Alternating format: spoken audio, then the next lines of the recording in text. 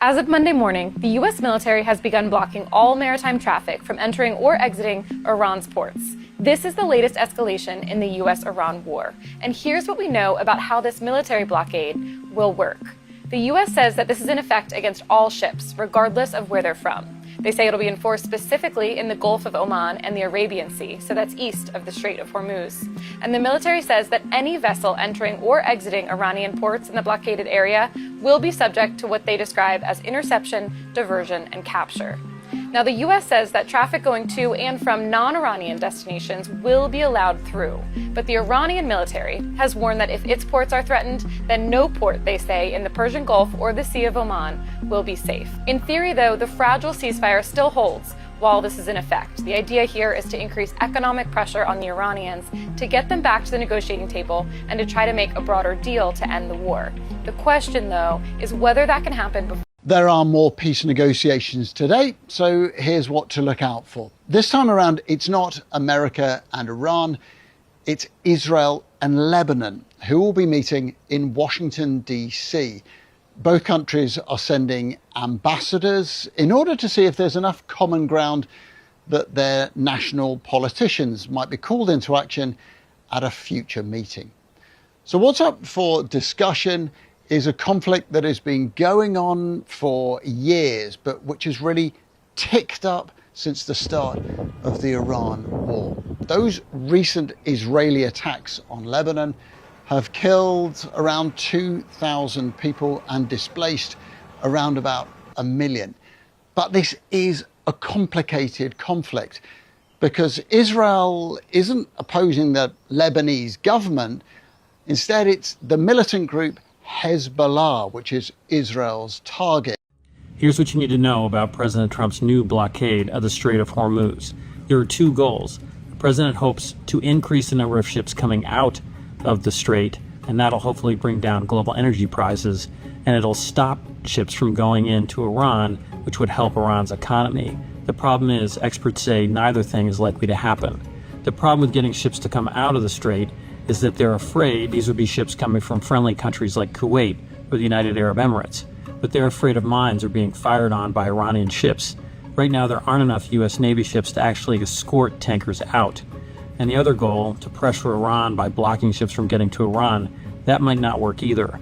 Iran isn't really dependent on oil sales, on oil tankers going in and out of their ports anymore. They've diversified their economy. So they're likely to remain defiant and not give in to President Trump's demands. We'll see what happens in the days and weeks ahead, but this is another big gamble by the president, and it's not clear if it will pay off. Under the circumstances where relevant parties have already reached a temporary ceasefire arrangement, the US increased military deployment and targeted blockade actions will only intensify contradictions, heighten tensions, undermine the already fragile ceasefire, and further impact the safety of navigation in the strait. This is dangerous and irresponsible behaviour. What I said is what I think. Those statements, particularly regarding the pontiff, were unacceptable. I expressed and continue to express my solidarity with Pope Leo. I'll tell you more. Frankly, I would not feel at ease in a society where religious leaders do what political leaders tell them to do. Let's say not in this part of the world. So that is why I did not agree, and I said it. Trump's comments about the Pope upset a lot of people of Christian faith. But please don't worry. It gets worse. In a separate social media message, the president shared an image of himself in a religious scene that appears to depict Trump as Jesus. Oh my God!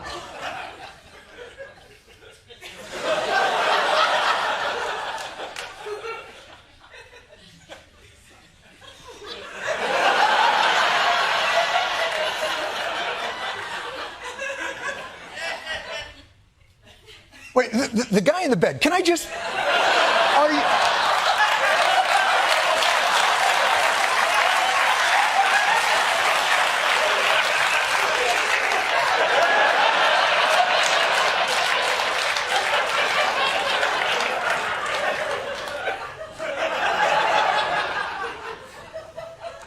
At least 4 Iran-linked vessels have crossed the Strait of Hormuz hours after the US naval blockade began.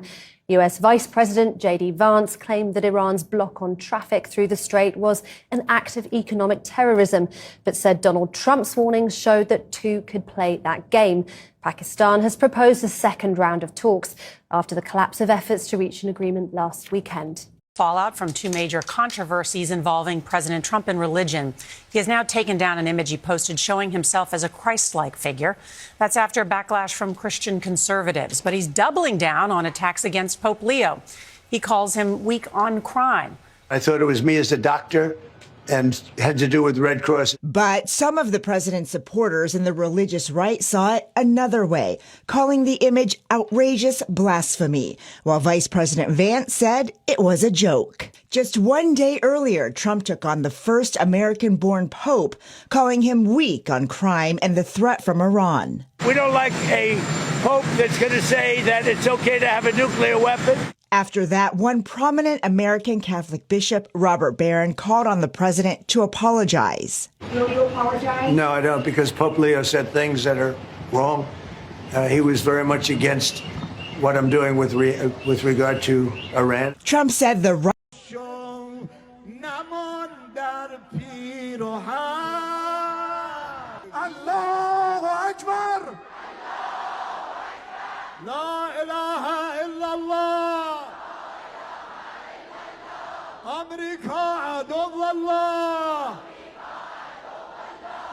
در اتفاق اخیری هم که سر محاصره در واقع ادعای محاصره‌ای که داشته یا حرفی که در مورد فست چیپ ها در واقع زد عملاً اینه که حرفای ترامپ و عملکرد ترامپ در این مدت 40-50 روزه جنگ کاملا نشون داده که امریکا در مواجهه با توانمندی ایران به یک استیصال و یک درماندگی رسیده. اینکه مثلا میخواد بیاد خیلی از نیروگاه‌های ما رو بزنه، زیرساخت‌های ما رو بزنه، خیلی چیزای عجیب غریبی گفت میخواد بیاد جزیره ما رو بگیره، ولی هیچ کدوم از وعده‌هاش محقق نشد.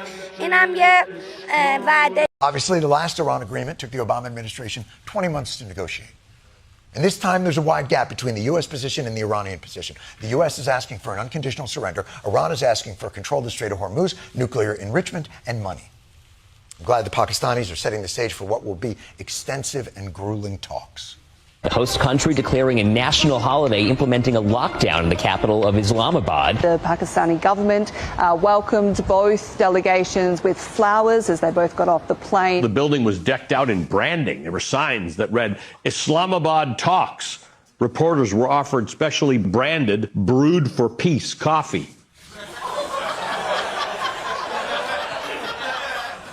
Well, the peace talks have a f***ing signature cocktail? Are the countries registered? You know, I apologize. I'm sorry. Respect Pakistan for taking this seriously and for locking. The pride flag is set to return to the Stonewall National Monument. The flag was raised across the street from the Stonewall Inn, the site of a 1969 uprising which sparked a global movement. In January, the Trump administration ordered the removal of the rainbow pride flag, but on Monday, the federal government reversed course, agreeing to bring back the flag and dismiss a lawsuit brought by nonprofits, which argued that the removal of the flag was a federal violation. So even though we at the Stonewall Inn were not part of the lawsuit and we've kept our flags flying all the time, it was incredible to see that this actually happened for our community and then we got a victory in the court. What we did was we organized and we fought back and we won. The settlement is a loss for the Trump administration's efforts to roll back diversity initiatives and change what's displayed at national parks across the country. The Trump administration's removal of the flag in February. It's pretty much unheard of for a world leader to openly criticise the Pope, and even more unusual for the pontiff to respond publicly. But that's exactly what's been playing out between US President Donald Trump and Pope Leo XIV. The Pope has been an outspoken critic of the US-Israeli war in Iran. President Trump posted an image on social media, an AI-generated image of himself as Jesus Christ, and he also wrote that Pope Leo Leo wasn't doing a good job, that he was weak on crime and terrible on foreign policy. The Pope has been travelling to Africa aboard the papal plane, and this is what he said to journalists. I do not look at my role as being politician. I don't want to get into a debate with him. I don't think that the message of the gospel is meant to be abused in the way that some people are doing. President Trump's AI image of himself as Jesus Christ, as well as that extraordinary broadside. Congressman Marjorie Taylor Greene, I have to ask you if you believe that the president thought he was depicting himself as a doctor, not Jesus, in that post. No, absolutely not. I thought that was blasphemy. As a Christian, I was very offended. And a doctor, President Trump is not a doctor. And that picture had him in a robe, as Jesus is often portrayed, with light coming out of his hands. And he talked about healing people like a Red Cross worker. I think there would be many people that would argue with that, saving lives. So I think it was blasphemy. I was offended. I think he should apologize, not act defensive. And many Christians across America and the world were very offended by that.